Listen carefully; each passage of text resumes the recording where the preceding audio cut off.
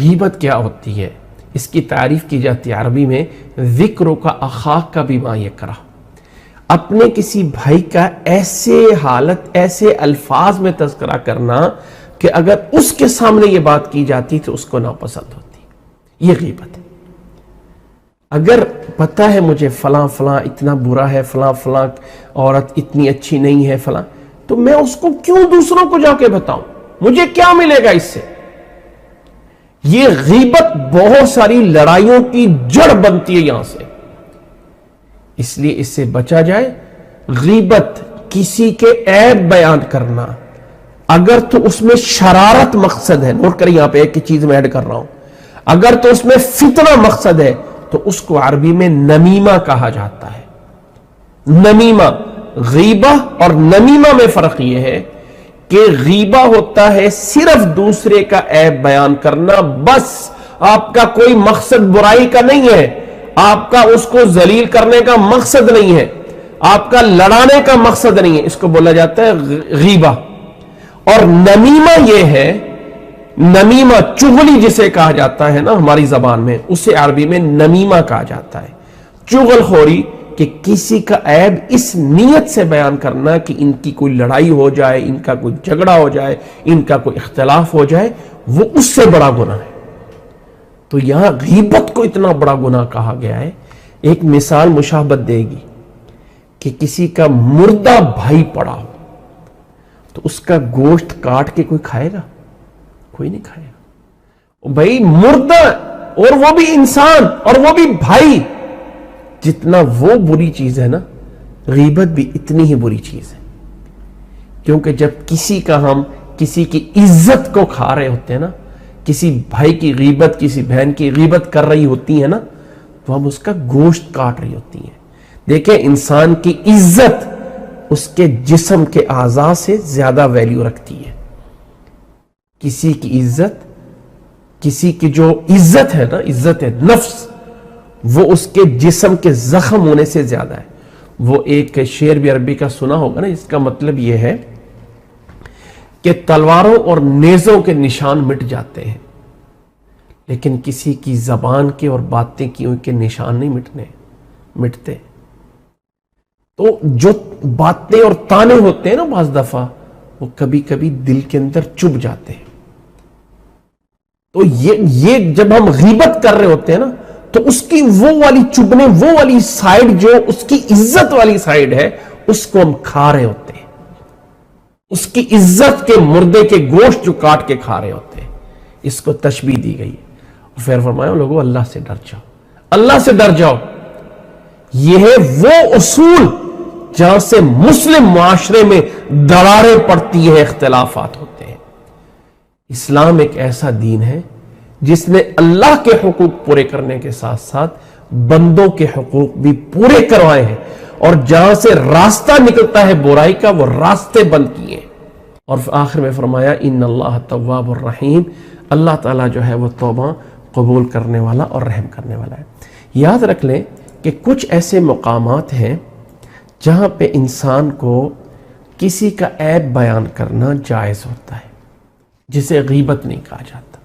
Number ایک، اگر کسی انسان پہ ظلم ہو رہا ہے اور وہ اپنے ظلم کی داستان بیان کرتا ہے، یا کوئی عورت اپنے ظلم کی داستان بیان کرتی ہے، میرے پہ فلاں نے ظلم کر دیا، لیکن اگر واقعتاً وہ ظلم ہو تو مظلوم کے لیے جائز ہے ظالم کے ظلم کو بیان کرے۔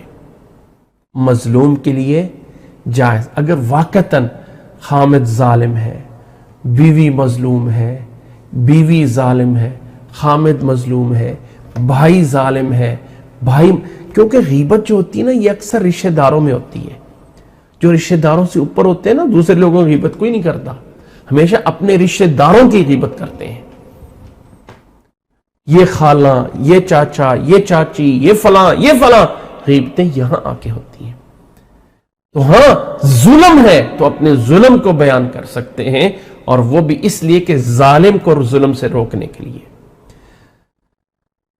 دوسری چیز، یہ دوسری جگہ، کسی برائی کو بدلنے کے لیے۔ مدد حاصل کرنی، ایک ظلم ایک الگ سے بڑی برائی ہے، لیکن ظلم کے علاوہ کوئی اور انسان ہے جو کہ مثال کے طور پہ کوئی یہاں ہمارے پاک و ہند میں بڑے عجیب سی بات ہوتی ہے کہ لوگ گھروں کے اندر اتنی اونچی آواز سے جو ہے وہ ڈیک لگا دیں گے، کیا لگا دیں گے کہ سارے پڑوسی تنگ ہو رہے ہیں۔ آپ جا کے کسی دوسرے سے کہیں بھائی یہ برائی کرتا ہے، آ کے اس کو مل کے جو ہے وہ روک دیتے ہیں، یا کسی دوسرے کو کہیں کہ یار یہ میری سفارش کر دو، یہ ایسے کام نہ کیا کرے۔ تو کسی گناہ کو روکنے کے لیے کسی سے مدد لینی ہو تو اس میں بھی کسی کی برائی بیان کرنا گناہ اور غیبت نہیں ہوتا۔ تیسری چیز ہے فتویٰ لینا، کسی مولوی صاحب سے بات پوچھنی ہے، فتویٰ لینا ہے، کسی عالم سے کسی مفتی سے فتویٰ پوچھنا ہے، مسئلہ پوچھنا ہے، اور آپ بتا رہے کہ فلانے بھائی نے میرے ساتھ یہ کیا، میرے خامد نے میرے ساتھ یہ کیا، میری بیوی نے یہ کیا، تو اب آپ نے فتویٰ لینا ہے، مسئلہ پوچھنا ہے، تو آگے والے کا جب تک آپ پوری کھل کے نہیں بیان کریں گے تو مسئلہ وہ کیسے بتائے گا؟ اگر کسی کے وراثت کے مسائل ہیں، کوئی کہے کہ میرے بھائی نے، اور بہن کہے کہ میرے بھائی نے میرے حصے سارے کھا لیے، تو اب بھائی کا عیب تو بیان ہو رہا ہے نا۔ لیکن فتویٰ لینے میں، مسئلہ پوچھنے میں کسی کا عیب بیان کرنا غیبت نہیں ہوتا ہے۔ چوتھی چیز ہے مسلمانوں کو کسی برائی سے بچانے کے لیے تحذیر المسلمین۔ آپ کو پتا ہے کہ جو لوگ فلاں جگہ پہ چلے جائیں گے نا، فلانے کی شادی میں، فلانے کے ایونٹ میں، وہاں جا کے ان کے ساتھ برا ہونا ہے، وہاں سے ان کو روک دو، بھائی او بہن وہاں نہ جانا، یہ ایسا ہوگا، فلاں جگہ پہ نہ جانا، تمہارا نقصان ہو جائے گا کیونکہ وہ ایسے ہیں۔ اس میں کوئی حرج نہیں، یہ بھی اگرچہ گناہ سے روکنا ہے، لیکن سائیڈ تھوڑی سی اور ہے، اسی کے اندر مشورہ بھی آ جاتا ہے۔ کوئی آ کے پوچھتا ہے کہ میں فلاں جگہ پہ رشتہ کرنا چاہتا ہوں، بیٹی کا، بیٹے کا، فلاں کا، بھائی کا، بہن کا، وہ لوگ کیسے ہیں؟ اب آپ کو پتہ ہے کہ وہ برے ہیں، تو یہاں اگر آپ بتا دیں کہ فلاں انسان کا ان سے معاملہ ہوا اور انہوں نے یہ برائی کی، تو اس کو غیبت نہیں کہا جاتا۔ مشورے کرنے میں فلاں بندے سے بزنس کرنا چاہتا ہوں، وہ کیسا ہے، آپ جانتے ہیں اس کو، آپ کو پتا ہے فلاں اس کے اندر عیب ہے، آپ کہیں جی میں نے اس کا عیب بیان کر دیا تو غیبت ہو جائے گی، بڑا نہیں۔ مشورہ کرنے میں آگے والے کو صحیح مشورہ دینا، اس مشورے میں آگے والے کی جس کے بارے میں مشورہ کیا جا رہا ہے اس کی برائی بیان کر دی جائے تو یہ غیبت نہیں ہوتی ہے۔